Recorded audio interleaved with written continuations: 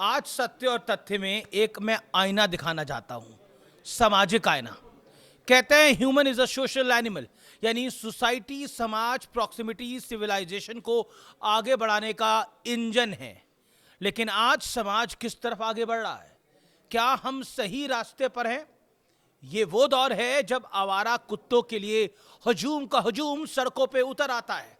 Dog mama, dog पापा, कुत्तों के हक के लिए सुप्रीम कोर्ट में खूंटा गाड़ कर खड़े हो गए लोग। लेकिन क्या इनमें से एक भी डॉग पेरेंट या फिर डॉग लवर उन बच्चों की सुध लेने के लिए पहुंचा, या फिर उन बुजुर्गों की सुध लेने के लिए पहुंचा जिन्हें आवारा कुत्तों ने नोच डाला या फिर मार डाला?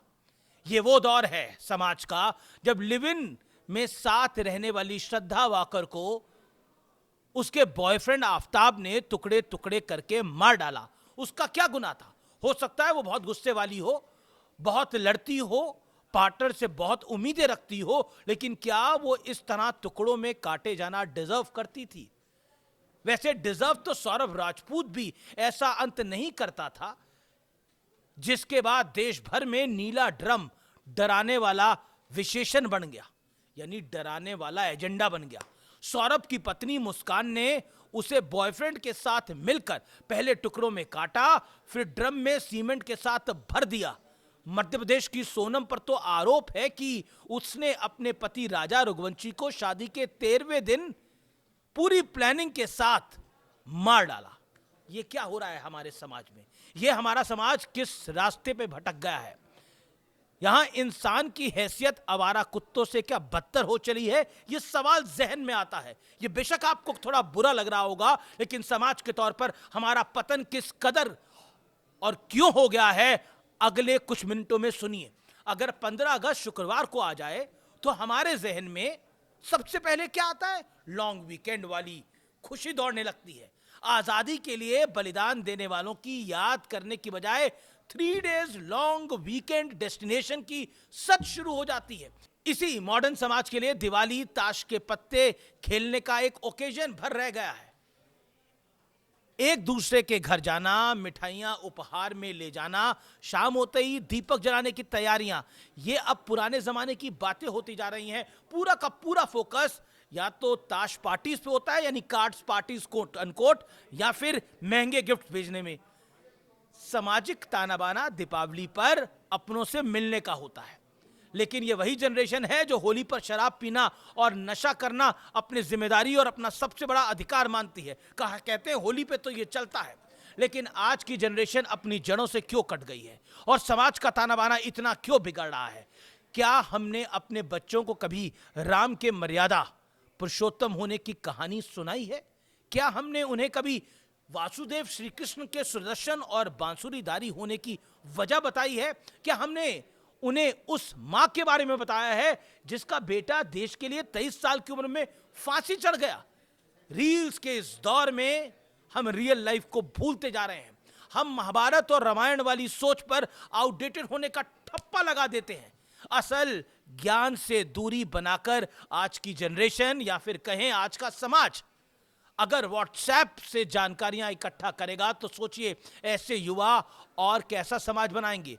वो एक ऐसा ही समाज बनाएंगे जो बौद्धिक स्तर पर, बौद्धिक तौर पर खोखला होगा। इस बात की सच्चाई का अंदाजा इससे लगाइए कि केदारनाथ जैसे बड़े धार्मिक स्थल पर मोबाइल फोन्स को इसलिए बैन करना पड़ा क्योंकि वहां असल श्रद्धालुओं से ज्यादा रील्स बनाने वालों की भीड़ पहुंच गई थी और वो भद्दी भद्दी रील्स बना रहे थे। दिवाली के बाद पूरे उत्तर भारत में सांसें घुटती हैं। सरकारों से खूब सवाल पूछे जाते हैं कि सरकारें क्या कर रही हैं, लेकिन हमने अपने स्तर पर कौन सा कदम उठाया है? समाज को प्रदूषण फ्री करने के लिए हमने क्या किया है? सारी जिम्मेदारियां सरकारों पर हम डाल देते हैं। हम अपनी सिविल राइट्स की तो बात करते हैं, लेकिन अपनी ड्यूटीज यानी सिविल ड्यूटीज को भूल जाते हैं। सरकार से 2-4 कठिन सवाल पूछकर क्या हमें अपनी जिम्मेदारियों से मुक्त हो जाना चाहिए? सब कुछ सरकारें करेंगी, हमें क्या कुछ नहीं करना है? इस पे विचार करना होगा। समाज के तौर पर हमारी जिम्मेदारी क्या है, आपकी जिम्मेदारी क्या है? हमें तो किसी पछड़ने में पड़ना ही नहीं है, हमें तो आगे बढ़ते रहना है। यही सोच है।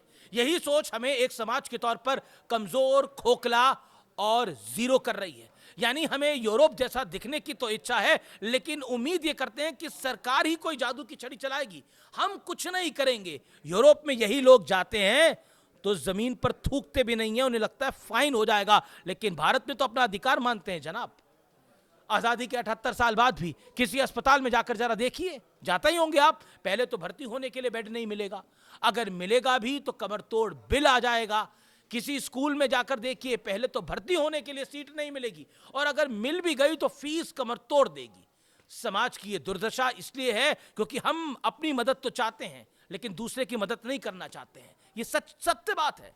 हम अपना परिश्रम तो समझते हैं हमारे लिए एक वरदान है और भगवान ने हमारा टेस्ट लिया है, लेकिन दूसरे की कठिनाई को उस पे हम श्राप मानते हैं कि देखिए इसके साथ तो सही हो रहा है, ये कर्मों की सजा भुगत रहा है। ये सच्चाई है आज के जीवन की। याद कीजिए, आपने कब हवा, पानी, चिकित्सा और पढ़ाई के नाम पर वोट दिया था। हमारा सामाजिक ताना बाना इसलिए बिगड़ रहा है क्योंकि एक समाज के तौर पर हम असल मुद्दों से भटक चुके हैं। हमारे इर्द गिर्द चकाचौंध का जो जाल है उससे दूर करने वाले कम और बढ़ाने वाले ज्यादा है। ये अलर्ट करने वाली सिचुएशन है। सावधान हो जाइए, सजग हो जाइए, या फिर तैयार रहिए, क्योंकि अगला नंबर आपका हो सकता है और वो कभी भी हो सकता है। उसके लिए इंतजार करने की जरूरत नहीं है, वो कभी भी और किसी पल भी आ सकता है। इसलिए उस पल के लिए तैयार हो जाइए। लेकिन एक समाज के तौर पर हमें क्या करना है, क्या सोचना है, ये समाज तय नहीं करेगा, हम तय करेंगे।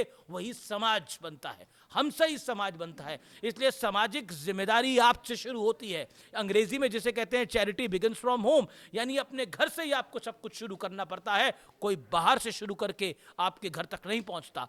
को पहला घर, पहला इंसान कौन होता है वो महत्वपूर्ण होता है। नमस्कार। और इस वीडियो को ज्यादा से ज्यादा शेयर करें।